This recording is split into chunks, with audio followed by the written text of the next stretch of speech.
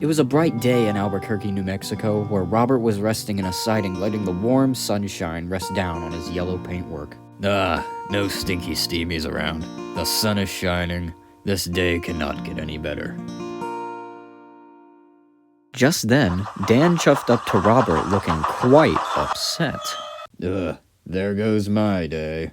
What are you doing? I have a train that I need to pull right now. And not only that, I have a train that needs to be pulled afterward. And this concerns me, why?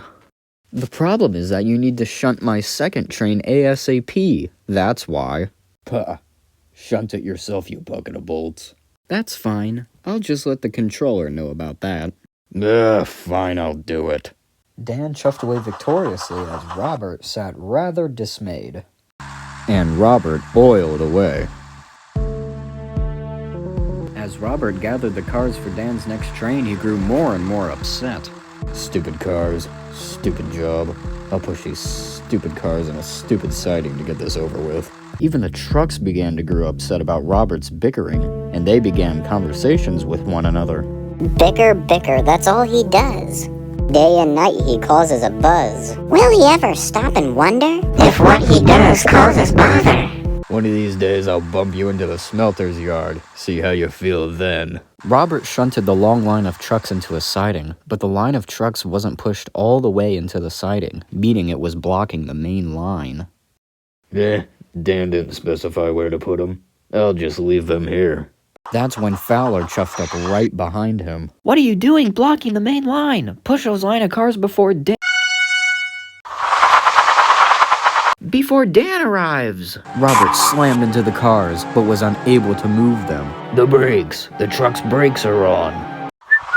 Oh my goodness!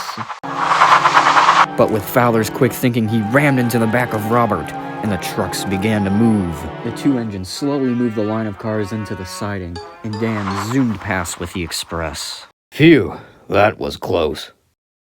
It was later that evening, while the engines were resting in the shed, the controller walked up to them. Which one of you is responsible for tonight's accident?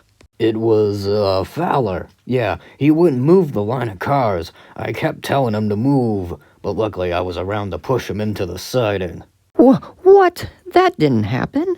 Yes, you did, Robert scowled. Dan, to straighten this out, what actually happened?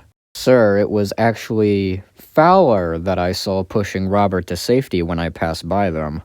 Well, sir, you see... That's all I need to hear, Robert. Your punishment is 3 weeks of shunting and shunting only. And Fowler, as for you, tomorrow you get the express for your heroism. Wow, sir, thank you. As the controller walked away for the evening, Dan turned to Robert and said, I hope you learned your lesson, Robert. You could have caused an accident, you know. Robert pretended to be asleep and tried not to hear Dan, while the other two engines whispered to each other about Robert's near accident for the rest of the evening. Hopefully Robert learned his lesson and will change for the better. Don't you?